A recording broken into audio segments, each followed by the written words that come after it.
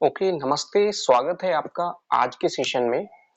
आज का सेशन का टॉपिक है number 1, sun in various houses from 5th house to 12th house. Okay, after that in next session we will start moon in various houses.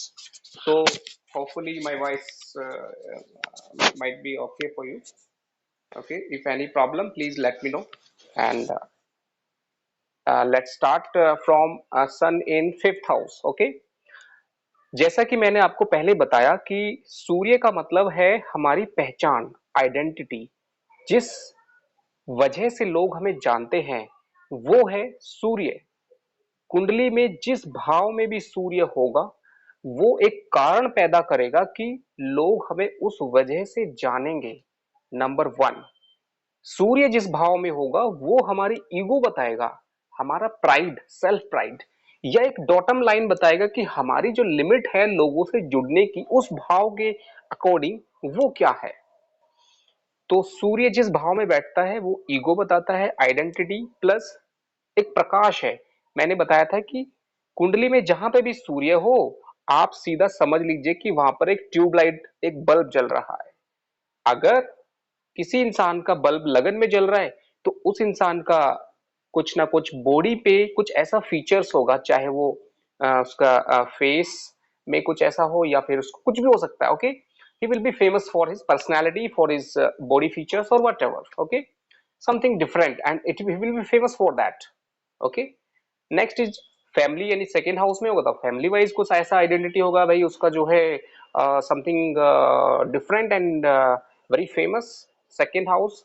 Okay, and सूर्य जिस भाव में भी बैठता है उस भाव से जुड़ी हुई चीजों को लैंडमार्क बना देता है, एक फेमस क्रिएटिविटी या फिर समझ लीजिए कि समथिंग इनोवेटिव और कुछ ऐसा डिफरेंट व्यू दे देता है। ओके, तो ये एक जनरल आइडिया मैंने आपको बताया था। नेक्स्ट पॉइंट इज कि सूर्य जिस भाव में बैठता है वहां पे एक रिपेयर फैक्टर भी देता है और वो इमरजेंसी में काम आता है। जिस भाव में भी सूर्य बैठेगा वो जिस भाव का स्वामी है उसके थ्रू, ओके, एक रिपेयर फैक्टर देता है। सेकेंडली, सूर्य हमेशा हमें एक फादरली फीचर देता है, फादरली फिगर देता है।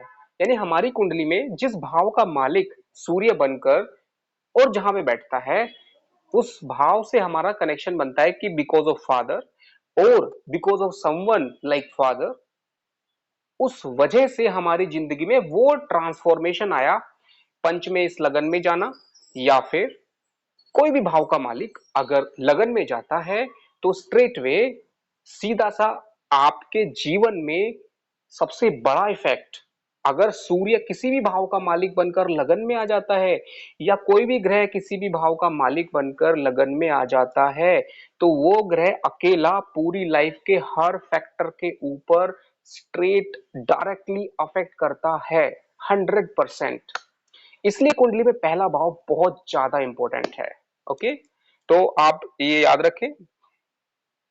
ओके, सो पंचम भाव मैंने ऑलरेडी 4th हाउस तक इवन 5th भी किया था, फिर भी मैं थोड़ा सा फास्ट में कर रहा हूँ। 3rd हाउस में सूर्य होगा तो आपका आसपास का एरिया में कोई लैंडमार्क होगा। नंबर 2, आपका भाई बहन में कोई फेमस होगा जिसकी वजह से आप जाने जाओगे। नंबर 3, जिस भाव का मालिक आपका सूर्य बनता है उसका मालिक जब तीसरे भाव में बैठता है तो आपकी क्रिएटिविटी राइटिंग के थ्रू आपकी वो होगी, आप किसी वजह से जाने जाएंगे, आप कुछ ऐसा करेंगे जो बाकी लोग नहीं कर सकते हैं and you will be famous for something. Okay, next point is 4th house. उसका मतलब होता है कि मदरली फैक्टर या फिर आपका घर या फिर आपके emotions. Okay, Neha ji asking first house lord sitting in 8th house. Only मैं ये सुन पाया हूँ first house in 8th house. Simply first house का मतलब है आप खुद और लग्नेश का मतलब है पर्पज ऑफ लाइफ। जिस किसी इंसान की कुंडली में मीन्स लग्नेश जहां भी बैठता है वो पर्पज ऑफ लाइफ बनता है, that becomes the journey, that becomes the main factor of life. तो 8th हाउस में बैठ जाने का मतलब क्या है? 8th house is research, 8th house is something doing deep. Okay, and the person in astrology. Okay, तो ये अच्छा हुआ। ओके, सी एस्ट्रोलॉजी कि फील्ड में सक्सेस पाने के लिए लग्नेश का अष्टम में बैठ जाना is not sufficient. Every planet is playing the role for everything. For example, अगर आपको बिजनेस करना है तो सभी प्लैनेट का रोल है उसमें, बस फर्क इतना है कि उनका हायरार्की चेंज हो जाएगा। बिजनेस के लिए सबसे ऊपर चला जाएगा मर्क्यूरी, ओके। उसके बाद आपका इनिशिएटिव यानी थर्ड हाउस, उसके बाद आपका पार्टनरशिप फैक्टर मतलब देखिए eight house is like a ocean, समुद्र की तरह है। जब इंसान इतना ज्यादा रिसर्च में डूब जाता है या किसी चीज के बारे में इतना ज्यादा सोचने लगता है, तो क्या होता है कि उसका जो फैमिली है, उसका जो बाकी के लाइफ की चीजें हैं वो डिस्टर्ब हो जाती हैं। इसी वजह से एट हाउस को अच्छा नहीं माना जाता है। और एट हाउस को आप कैसे यूज कर सकते हैं? Eight house is something a transformation, it's like big research. तो आप इसको पॉजिटिव वे में ऐसे ले सकते हैं कि आपका माइंड हमेशा ऑलवेज थिंकिंग बिहाइंड, किसी चीज के रीजन क्या है, वाई। जनरली लोग क्या करते हैं, किसी चीज का व्हाट के ऊपर उनका फोकस रहता है, जस्ट सिंपल कि ये चीज है, दैट्स ऑल। बट वाई, क्यों है, कैसे है, हर चीज को डीप में जाने की जो टेंडेंसी है वो एट हाउस देता है।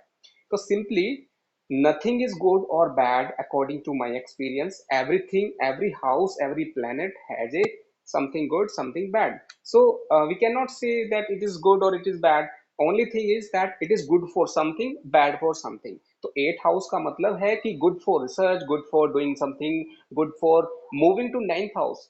अगर आप देखेंगे, जो लोग जीवन में बहुत बड़ा नॉलेज रखते हैं, बहुत समझिए किसी भी तरह से एक्सपर्ट हैं, तो it is because of the ninth house. And ninth house is getting energy from the eighth house. So now coming to the topic straight away, so that we should not divert.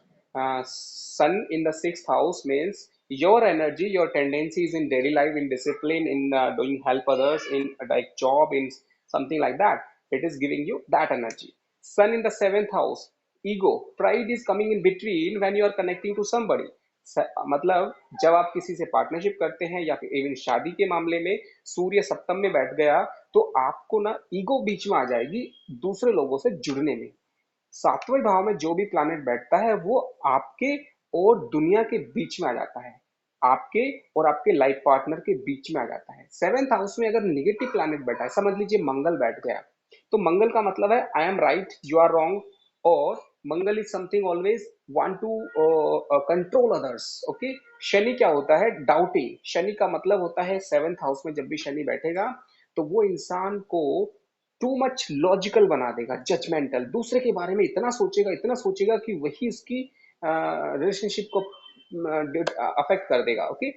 तो सूर्य जब बैठेगा तो वो ego है। सूर्य पर अगर अच्छा दृष्टि है तो ईगो तो रहेगी, बट वो इंसान समझ जाएगा। अगर सूर्य पे साथ में शनि का दृष्टि है तो क्या होगा कि इंसान समटाइम्स शनि के अकॉर्डिंग सोचेगा, समटाइम्स सूर्य के अकॉर्डिंग सोचेगा। Sometimes he will be something like कि मैं क्यों करूं, और समटाइम्स शनि की तरह सोचेगा कि वो एक नेगेटिव थॉट से वो करेगा and it will not be good. So basically seventh house planet always क्या करते हैं कि हमारे और इस अपने वाले इंसान के बीच में एक दीवार बन जाते हैं, एक पर्दा बन जाता है, एक जरिया, एक मीडियम, एक माध्यम बन जाते हैं, एक ब्रिज, कनेक्टर बन जाते हैं। Coming to the eight house, eight house का मैं अगर सूर्य बैठ जाए तो एट हाउस का मतलब है गुप्त चीजों के अंदर आपकी इंटेंशन कितनी है। सूर्य बैठ गया मतलब आपके अंदर जो आपकी आत्मा है वो ऐसी चीजों में बहुत इंटरेस्ट लेगी।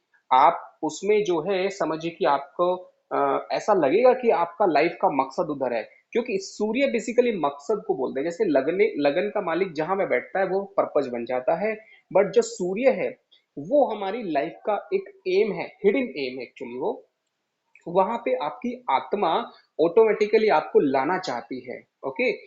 लग्नेश उस लाइफ के सर्कल में है जो आप इस जन्म में आप यात्रा करते हैं, वो लग्नेश डिसाइड करता है। लेकिन आपकी जो हिडन आत्मा है, हिडन जो आपकी इंटेंशंस हैं, वो सूर्य डिसाइड करता है। एट हाउस में बैठा हुआ सूर्य डिसाइड करता है कि आपका ऐसा इंटेंशन है कि आप हमेशा ऐसी चीजों में इंटरेस्ट लेते हैं। तो दैट इज द फैक्टर। ऐसे लोगों की हिडन पर्सनैलिटी होती है, हिडन टैलेंट होता है। तो सूर्य आठवें भाव का मतलब है कि अगर सूर्य को शनि देख ले वहां पर, तो आपकी जो विल पावर है वो एक तरह से डाउन हो जाएगी, क्योंकि सूर्य वहां पर बैठकर जो उसका काम है, क्योंकि राजा का काम होता है समझिए कि वो लगन में बैठे, वो अच्छी जगह पे बैठे, तब वो सूर्य यानी आत्मा को शांति मिलती है। लेकिन आपकी आत्मा ही खुद चली गई है 8वें भाव में, और वो क्या कर रही है वहां पे, वो रिसर्च के मामले में और उसमें घुस गई है। तो क्या होगा कि बाकी चीजें बहुत डिस्टर्ब हो जाएंगी। ये बात वैसे ही है जैसे कि कंपनी का मालिक खुद, जिसको बैठना चाहिए एक बड़ी पोजीशन पे जहां पे वो कंट्रोल कर सके सबको, बट वो कहाँ चला गया है, जहां पे वर्कर काम कर रहा है, जहां पे वर्कर फैक्ट्री के अंदर काम चल रहा है, और वो उसमें बहुत इंटरेस्ट ले रहा है छोटी सी चीज में। तो क्या होगा, जो उसको टाइम है, एक उसका पूरा सिस्टमेटिक टाइम है, हायरार्की है, वो डिस्टर्ब हो जाएगा। सेम हमारी लाइफ में होता है, सूर्य वहां पे बैठ जाए तो हमारी लाइफ का जो डिस्टरबेंस है वो सूर्य बढ़ा देता है। खास करके जब शनि वहां पर देख ले या कोई नेगेटिव प्लैनेट उसको देख ले। चलिए, सूर्य जब 9th हाउस में आएगा तो आपके जीवन में 9th हाउस का मतलब है आपका हायर नॉलेज में इंटरेस्ट कैसा है, वो आपकी पहचान बन जाएगा। 9th हाउस का मतलब है कि आपके जीवन में कोई ऐसा गुरु होगा जो एक फेमस होगा आपके जीवन में। इवन आपके फादर की वजह से आप फेमस हो सकते हैं, आपके फादर की वजह से आपके चर्चे होंगे। 9th हाउस का मतलब फादर से भी है, 9th हाउस का मतलब लक। आपकी किस्मत का कुछ ऐसा टर्निंग पॉइंट होगा कि लोग आपको जानेंगे आपकी किस्मत की वजह से। 9th हाउस का मतलब है कि आप दूसरों के लिए कैसी परोपकारिता, एक टेंडेंसी रखते हैं। 9th हाउस इज एक्चुअली दैवीय शक्ति। सूर्य वहां पर बैठ जाए दैवीय शक्ति में तो समझ जाइए कि अगर आप सूर्य का उपाय करेंगे तो वहां पर दैवीय शक्ति आपको मिलेगी। बिकॉज 9th भाव में जो भी प्लैनेट बैठता है वो आपकी दैवीय शक्ति से कनेक्ट हो जाता है। दैवीय शक्ति मतलब जिसको आप दिल से अगर कनेक्ट हो जाएं वो आपको अगर कम टाइम में ज्यादा इफेक्टिवली रिजल्ट दे। दैवीय शक्ति का मतलब है जो आपके कम एफर्ट से, यानी बिना कुछ आपके मांगे ही चीजें मिल जाती हैं, इसलिए उसे भाग्य कहा जाता है। तो 9th हाउस के अंदर सूर्य मतलब it is like A your fame, your you will be known, आपको जाना जाएगा। क्यों? फादर का नाम की वजह से, या आपके पास आपके कांटेक्ट में कोई गुरु, या फिर अच्छे लोग, या फिर अच्छी नॉलेज, वट। ओके, तो नेक्स्ट आगे बढ़ते हैं।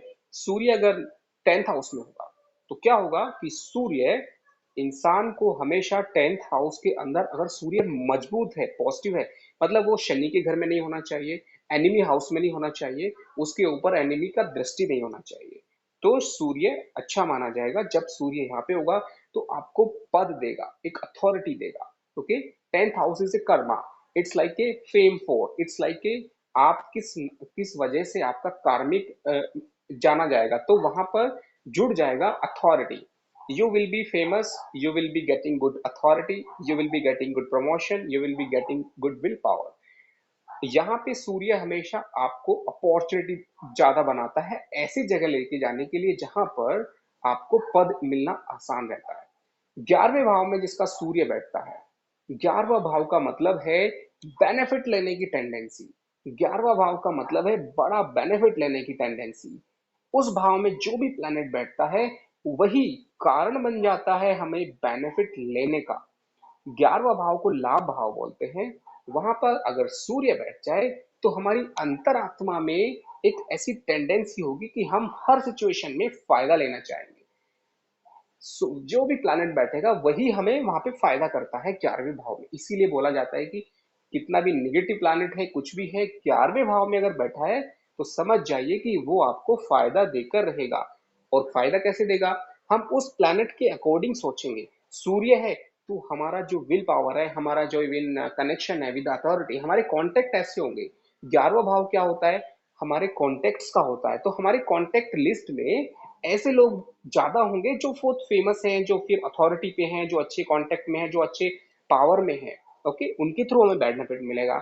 चंद्रमा अगर लाभ में बैठ जाए तो हमें कुछ ऐसे इमोशनल कांटेक्ट भी होंगे, क्योंकि 11वां भाव कॉन्टेक्ट का है, नेटवर्क का है। ओके, तो anyway, coming to 12th house, 12वां भाव।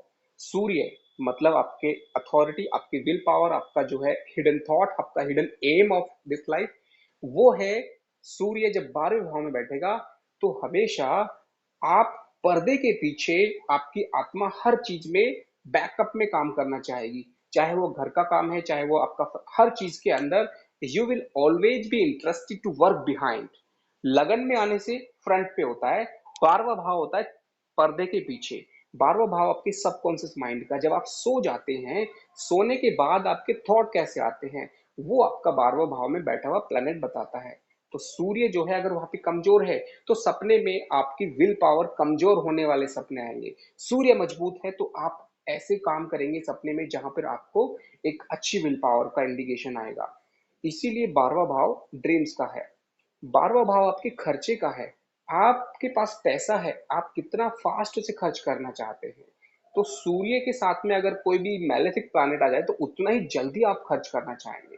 सूर्य के साथ अच्छा प्लैनेट आ जाए तो आप अच्छी चीजों में खर्च करेंगे या फिर वेस्ट नहीं करेंगे। ओके, तो एनीवे ये बोल सकते हैं कि सूर्य जो है आपका एक ओरा है, एक आपकी पहचान है और आप उस पर खर्च करना चाहते हैं। आप अपने इन्वेस्ट मतलब अपनी इमेज को इम्प्रूव करने के लिए खर्च करना चाहते हैं। तो बहुत सारे फैक्टर्स हैं, मैंने जस्ट सिंपली बताए हैं। और मैं चाहूंगा कि चंद्रमा के ऊपर अगले सेशन में डिटेल में बताएंगे कि चंद्रमा जो है वो जिस भाव में भी होता है वो भाव के अंदर इतना फ्लेक्सिबिलिटी बढ़ा देता है। जैसे चंद्रमा खुद छोटा बड़ा होता है, वैसे ही जिस भाव में चंद्रमा बैठता है उस भाव के रिजल्ट्स में फ्लक्चुएशन देता है।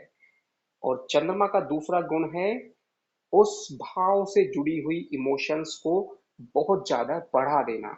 तो आपकी जो इमोशंस है, आप कुछ भी करेंगे, आप दिन भर जब थकावट दूर करना चाहेंगे तो वो काम करेंगे जिस भाव में चंद्रमा है, क्योंकि आपको वहां पे एक सुकून मिलता है।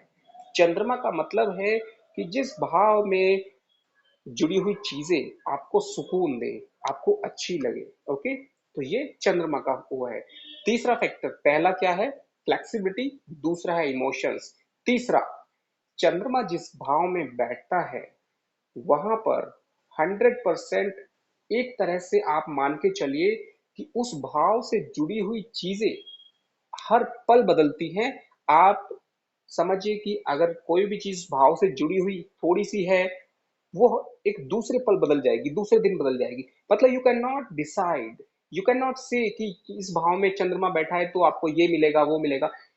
You can actually having different time different result, वो बहुत फास्ट चेंज होता है। ओके, तो चलिए ऐसे करके 5 चीजें मैं बताऊंगा चंद्रमा के बारे में और फिर हाउस वाइज हम डिस्कस करेंगे कि चंद्रमा 12 भावों में किस तरह से रिजल्ट देता है।